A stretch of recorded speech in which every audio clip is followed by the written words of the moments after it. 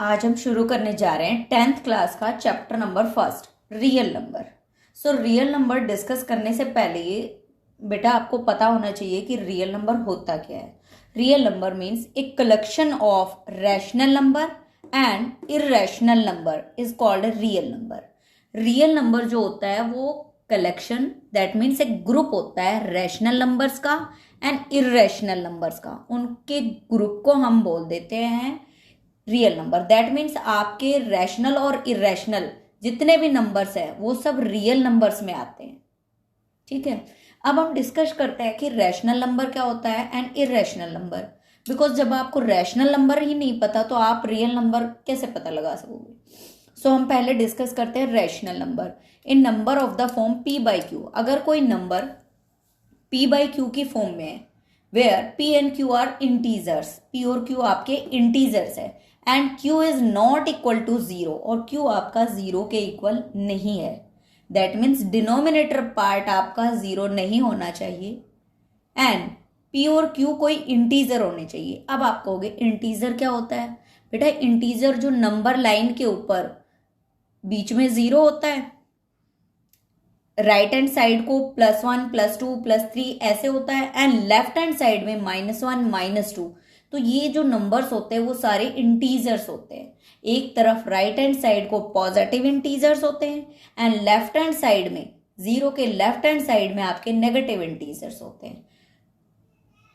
But Q आपका 0 नहीं होना चाहिए, ये कंडीशन है। अब हम एग्जांपल लेके चल रहे हैं 2/3। इसमें 2 जो है वो आपका p है एंड q जो है वो आपका 3 है। 4/6 भी आपका इंटीजर है।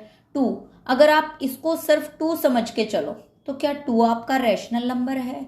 बिल्कुल है। बिकॉज अगर 2 के अपॉन में अगर आप 1 रखते हो तो 1 जो है वो आपका q है, बट q 0 नहीं है, 1 है।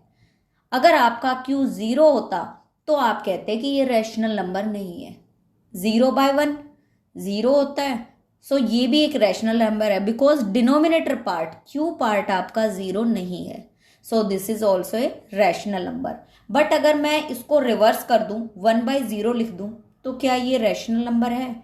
नो। 1/0 अगर किसी भी वैल्यू के नीचे 0 आ जाए दैट मीन्स वो इनफाइनाइट बन जाता है, ये रैशनल नंबर में नहीं आता। बिकॉज रैशनल नंबर की कंडीशन क्या कहती है कि आपका q पार्ट 0 के इक्वल नहीं होना चाहिए, बट यहाँ पे 0 के इक्वल हो गया, ये 0 बन गया। नाउ अब आता है इरेशनल नंबर क्या होता है? An number which is not rational. अब सीधी सी बात है, जो बचे कुछ नंबर है जो रैशनल नहीं है वो आपके इरेशनल नंबर की कैटेगरी में आ जाएंगे। अब इसमें आप क्या लिखोगे? √2 हो गया, √3 हो गया, √5 हो गया, √6 हो गया, बट √4 नहीं होगा। वाई? बिकॉज √4 को आप क्या लिख सकते हो? √2 मल्टीप्लाई बाई अंडर रूट के अंदर 2 मल्टीप्लाई बाई 2। जहां पे आप जब इसको रूट से बाहर निकालोगे तो वो 2 बन जाएगा और 2 को आप 2/1 लिख सकते हो। आपका p पार्ट 2 है एंड 1 जो है वो q के इक्वल है। q 0 नहीं है। यहां भी आपने ध्यान रखना है, आपका डिनोमिनेटर पार्ट 0 नहीं होना चाहिए। अगर डिनोमिनेटर पार्ट 0 नहीं है तो वो रैशनल नंबर है। प्योर क्यू इंटीजर में अगर डिनोमिनेटर पार्ट 0 नहीं है तो वो रैशनल नंबर है, और जो नंबर रैशनल नहीं है वो बन जाते हैं इर्रेशनल नंबर। और इन दोनों के कलेक्शन को, जिसमें रैशनल और इर्रेशनल को एक ग्रुप में लिख दिया जाए, उन नंबर्स को हम बोलते हैं real numbers. Now we are discussing about composite number. Composite number क्या होता है बेटा? In number more than 2 factor. अगर किसी नंबर के 2 से ज्यादा फैक्टर है तो उस नंबर को हम कंपोजिट नंबर कह देंगे।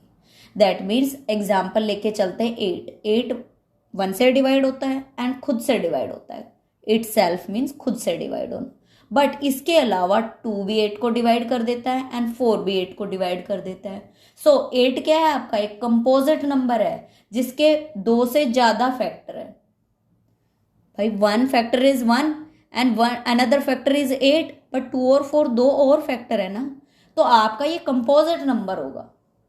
सेम हम इसी टाइप से 9 का एग्जाम्पल लेते हैं। 9 को 1 डिवाइड करता है, 9 को इटसेल्फ डिवाइड करेगा, दैट मीन्स 9 को 9 भी डिवाइड करेगा, बट 3 एक ऐसा वैल्यू है जो 9 को कंप्लीटली डिवाइड करता है। दैट मीन्स 9 भी आपका एक कंपोजिट नंबर है, बिकॉज इनके जो फैक्टर है मोर देन 2 है। मोर देन 2 मीन्स 2 से ज्यादा फैक्टर होना।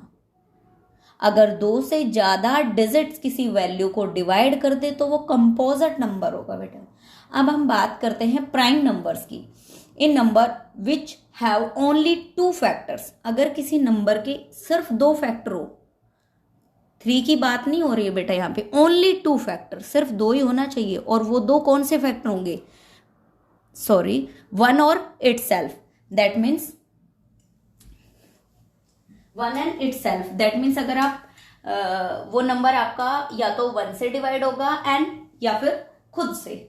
जैसे मैंने एग्जांपल लिया 5 का, 5 आपका 1 से डिवाइड होता है एंड 5 आपका 5 से डिवाइड होता है। इसके अलावा 5 को कोई वैल्यू डिवाइड नहीं कर सकती। सेकेंड एग्जाम्पल आप 7 का ले लो, 7 को या तो 1 डिवाइड कर सकता है या 7 डिवाइड कर सकता है। ठीक है बेटा। दैट मीन्स ऐसी वैल्यू जो खुद से और 1 से डिवाइड हो वो प्राइम नंबर होगी। अब आप कहोगे 1 क्या है ना? 1 आपका ना तो कंपोजिट नंबर है और ना ही प्राइम नंबर है, बिकॉज ना तो इसमें मोर देन 2 फैक्टर है, 2 से ज्यादा फैक्टर है, और ना इसमें 2 फैक्टर है, तो हम इसको किस में काउंट करेंगे भाई? ना तो ये कंपोजिट नंबर है ना ही ये प्राइम नंबर है। ये नोट है जो आपको याद होना चाहिए कि 1 is neither composite number nor prime number. ना तो ये कंपोजिट नंबर है ना ही ये आपका प्राइम नंबर है। अब हम डिस्कस करते हैं fundamental theorem of arithmetics. Theorem क्या कहती है? एवरी कंपोजिट नंबर की, हर एक कंपोजिट नंबर, NO से मेरा मतलब है बेटा number. Every composite number can be express as product of prime, की हर एक कंपोजिट नंबर को हम प्राइम नंबर का प्रोडक्ट लिख सकते हैं। दैट मीन्स अगर हम प्राइम नंबर को मल्टीप्लाई करेंगे तो हमें कंपोजिट नंबर मिल जाएगा।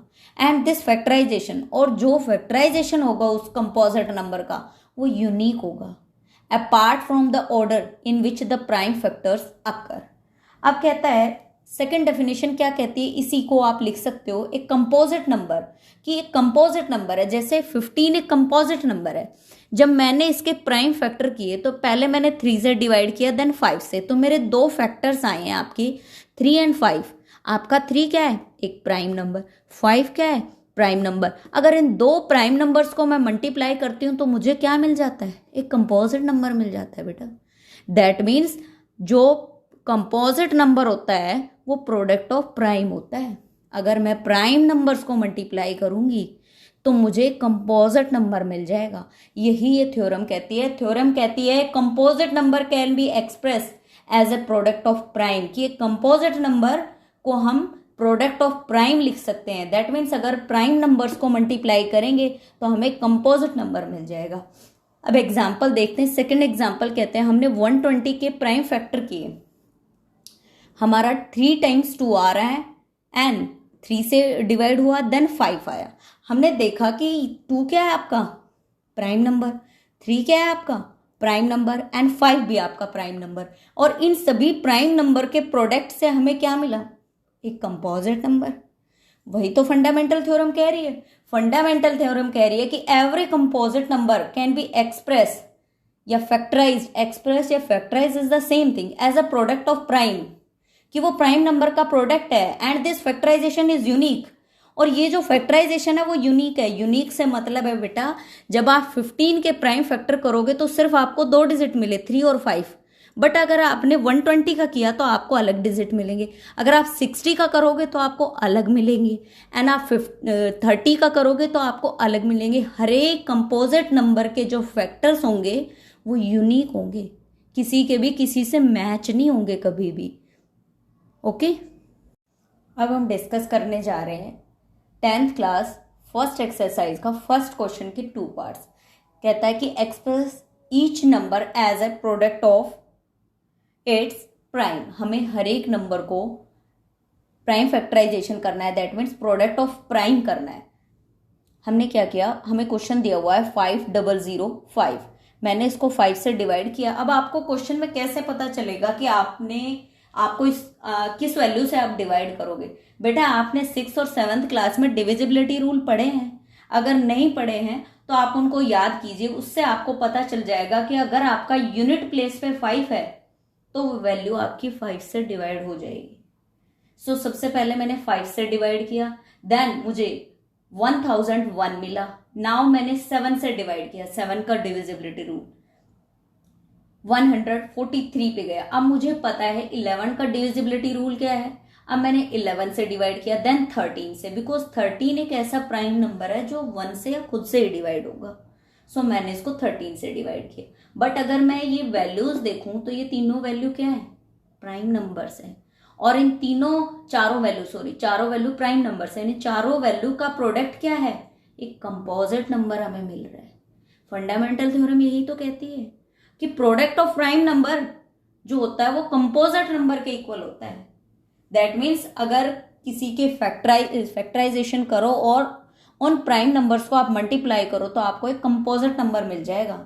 Product of prime is equal to composite number, fundamental theorem यही कहती है। और हर एक वैल्यू का फैक्टराइजेशन यूनिक होता है। अगर आपने 5005 का फैक्टराइजेशन किया तो आपको ये मिला, बट अगर आप 7429 का फैक्टराइजेशन करते हो तो आपको ये डिजिट्स मिलते हैं, जो कि इससे बिल्कुल डिफरेंट है। यही कहती है फंडामेंटल थ्योरम आपकी। अब हमने इसको सबसे पहले देखा, डिविजिबिलिटी रूल आपका 2 का भी नहीं है, 3 से भी नहीं हो रहा, 4 से भी नहीं हो रहा, तो हम इस तरीके से आगे बढ़ते जाएंगे। हमने 13 तक चेक किया, देन 17 पे मेरा गया, एंड 19 पे, एंड 23 पे, एंड 17, 19 एंड 23 तीनों मेरे प्राइम वैल्यू हैं, प्राइम नंबर्स हैं। और तीनों प्राइम नंबर को आप प्रोडक्ट करते हैं, मल्टीप्लाई करते हैं, तो आपको एक कंपोजिट नंबर मिल जाता है। ओके। क्वेश्चन नंबर 5 कहता है, check 6 to the power n can end with digit 0 for any natural number n।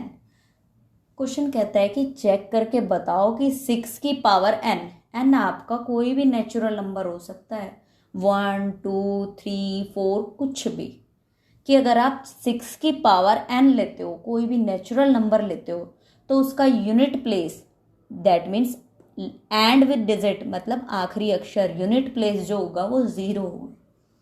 ठीक है बेटा। बट आपको इस क्वेश्चन को समझने से पहले आपको ये जानना जरूरी है कि 0 किसके लास्ट में आता है, किसका एंड, कौन से डिजिट होते हैं जो 0 से एंड होते हैं। सो मैं एक एग्जाम्पल के जरिए आपको बता रही हूँ कौन से ऐसी वैल्यूज होती है जो आपकी 0 से एंड होती है बेटा। मैंने एग्जाम्पल लिया 20 का, इसके यूनिट प्लेस पे 0 है, ये एंड में 0 है। मैंने इसके प्राइम फैक्टराइजेशन किए 2, 2 एंड 5। नेक्स्ट मैंने लिया 150, मैंने इसका भी प्राइम फैक्टराइजेशन किया, 2 से गया, फिर 3 से गया, फिर 5 से, एंड देन 5 से। आपने एक चीज नोटिस की होगी कि जिसके भी लास्ट में 0 आता है और अगर उसका हम प्राइम फैक्टराइजेशन करते हैं तो उसका 2 और 5 फैक्टर जरूर होगा। आप कोई भी वैल्यू लेके देख लो, अगर किसी वैल्यू का यूनिट प्लेस 0 है तो उसके फैक्टर 2 और 5 तो जरूर होंगे ही होंगे। इसके अलावा और भी हो सकते हैं, बट आपको 2 और 5 तो मिलेगा ही मिलेगा। तो इस केस में भी आपका 6 का फैक्टर 2 और 5 होना जरूरी है, अगर उसका आखिरी अक्षर 0 आ रहा है तो। ठीक है। अब हम लेके चलते हैं, इफ 6 की power n for any natural number n ends with the digit 0। मैंने मान लिया कि 6 की पावर n है और n कोई नेचुरल नंबर है जिसको हम अप्लाई करने के बाद मेरा यूनिट डिजिट 0 आ रहा है, आखिरी अक्षर 0 आ रहा है, then it should be divisible by 2 and 5। तो ये 6 की पावर n ऐसी होगी जो कि 2 और 5 से डिवाइड हो जाए। दैट मीन्स 2 और 5 जो होंगे वो फैक्टर होंगे, फैक्टर होने चाहिए भाई, फैक्टर होंगे तभी तो आपका लास्ट में 0 आएगा।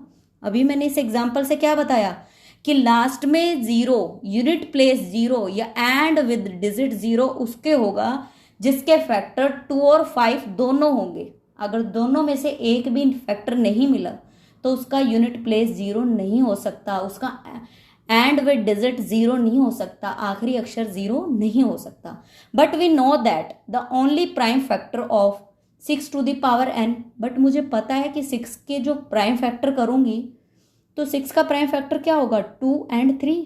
भाई 2 मल्टीप्लाई बाई 3 होता है ना 6। 5 तो नहीं होता, बट नॉट 5।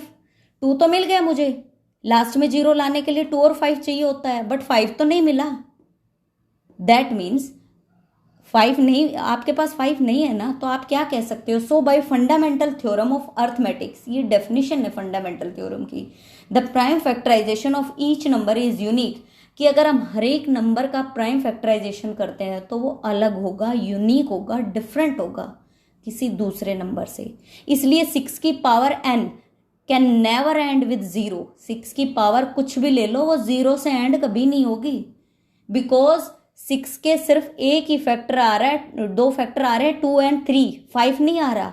अगर इसमें आपका 5 और आ जाता तो आप कह सकते थे कि भाई जो 6 की पावर n है वो आपका 0 से एंड होगा, बट ओनली 2 इसका फैक्टर है, जो कि हमारी कंडीशन के लिए चाहिए होता है 2 एंड 5 दोनों।